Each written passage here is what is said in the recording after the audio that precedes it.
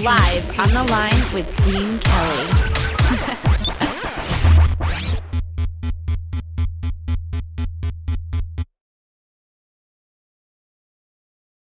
Hi, it's Bridget. Hey, how are you? I'm good. How are you? I'm doing great. Thanks for talking with us today. Oh, I'm happy to. So, you have a lot going on right now. Yeah, I'll say. So, on top of being a new mom, congrats on that. Thank you. You have this awesome movie coming out, The Best and the Brightest. Yes, yes. So, tell us a little bit about that. Well, in between seasons of Seeker, I went back to New York, and I wanted to work on something else, just, to do something different. And I actually really wanted to do comedy. Mm-hmm. And this movie sort of fell into my lap, and I met with the director-writer, Josh Shelov, and it was such a funny part for me to do. It was just the exact opposite of Kaylin and Seeker, everything. It couldn't have been more different. And it was also working with the pedigree cast, Patrick Harris, Amy Sedaris, John Hodgman, Chris McDonald. It was just like incredible comedic actors that I've admired for a long time. And so the movie's set in New York, and it centers around Neil's character and his wife, who's played by Bonnie Somerville, and they just moved to New York City, and are trying to get their daughter into private school, who's about to enter kindergarten. And I don't know if you know anything about there's my little one talking to you right now. Anyhow, I don't know if you know anything about private school in New York City, but it's apparently insanely competitive. Oh, yeah, for sure. They enlist the help of Amy Sedaris' character, who's kind of known as a sort of underground, get in the back door, sneaky, the person who helps people get their kids into school. So they're basically willing to do anything. And at one point, Neil's character has to appease Christopher McDonald's character. He has to go out on the town, and he's supposed to go out with a girlfriend, not his wife, like a mistress or something. So to play along with this, he kind of begrudgingly calls up my character, Robin, who is, as far as he knows, an actress who kind of play this role for this night. And Robin's a bit delusional and a little bit crazy, so she takes it a bit more seriously than she should. And yeah, I love a lot of fun. I love this role because this is like it's you jumped from like the riding on horses and sword fighting and just like kicking ass to like kicking ass in like a different way. Yeah. Well, it was the first year I went to set. I was shooting the park scene with Neil, and it was totally crazy. So I had just come from 9 months. I shot 22 episodes of Seeker, and it was kind of like an out-of-body experience. I was like, who am I? What am I doing here? But it was good for me. It was a nice change. But it was a lot of fun and very different. And it's so funny because we had said that we would be interviewing you, and you have like a ton of fan sites. Like, you have so much support. I've heard. And we were looking at some of them, and one of them is Her Blue Eyes, and they're like awesome fans to work with. And there was one that was like dedicated to your hair.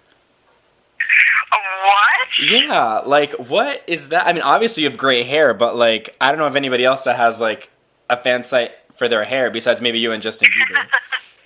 So what is that like? Awesome! I take my hair very seriously. You should. So I really actually appreciate that because, especially on Seeker, hair became like the character in itself, So it was, I appreciate that.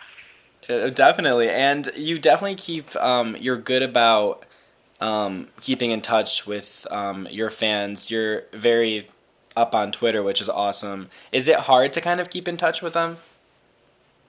Well, I love my fans. I think that they're like the best in the world, and I think that the Seeker fans in general. And maybe it's that genre, maybe it's, I don't know what it is, but they're incredibly dedicated and have followed me to, followed me at some other projects that I worked on. And there's nothing like Seeker at all. They couldn't be more different. Yet they're totally supportive, and I love them. So whatever I can do, I feel like I don't tweet enough. And whenever I meet fans, they're like, you need to tweet more, and more photos, and more this and that. So I always feel like I should be doing more. But, it's Twitter's easy. I think it's, it's a sentence. It's not much at all, Do you find it, addicting? I find it totally addicting, being on Twitter. I forget about it sometimes. I'm like, oh my god, I haven't tweeted in a week. or my husband will be like, what are you gonna tweet? What are you gonna tweet here? And then I remember. But I haven't really gotten the hooks on it yet. Maybe it's because of this little appendage that I've done. Little girl. So maybe that's it. Well, it's funny because I'm the same way. I'll go from not tweeting for a week, and then I just tweet all day. I'm so annoying about it. Yeah. I mean, I'm not on Facebook or anything like that, so I guess it is my only sort of social networking getaway. Yeah. So you're gonna be heading to Ohio soon for the premiere of the movie. Are you excited? I'm really, really excited. I'm also nervous. It's the first time I'm traveling with the baby, so I'm kind of worried about being that guy on the plane with the screaming baby. But she's so well tempered, so I don't think it'll be bad. Fingers crossed, knocking on every bit of wood right now. But I've got family in Cleveland. Aww. And a cousin that's going to school in Columbus and working there, so I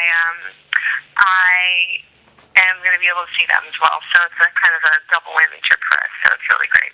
Yeah, we just flew back from LA, and one of our stops was in Cleveland, and it was a fun little pit stop for our trip. Did you go to the Rock and Roll Hall of Fame? No, we kind of stayed in the airport because we only had an hour, but it was definitely one of the friendliest airports I've ever been in. Well, that's good to know. We're flying into Cleveland as well. So. Oh, cool. But I can't not go to the Rock and Roll Hall of Fame. Next time you're there, you gotta go. I go every time I'm there. It's pretty awesome. Definitely check it out. We'll tell them that you sent us. Cool, yes. So what is the best way for your fans to keep in touch with you? Because obviously you're a busy mom. Is Twitter the best place for them to keep in touch with you? Yeah, I feel like that. That's the only way that I'm communicating, on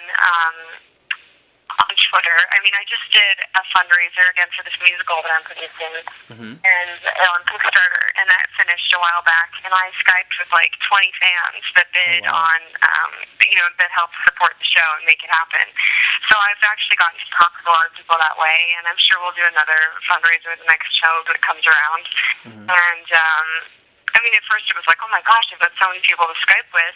But in the end, after I talked with them, and I actually still have a few more to complete, but I felt like after every single one, totally just overwhelmed and honored that these fans are so supportive and enthusiastic. So, and sometimes people are really hilarious because they're just giggling the whole time. And they get hot. So, some of them were really funny.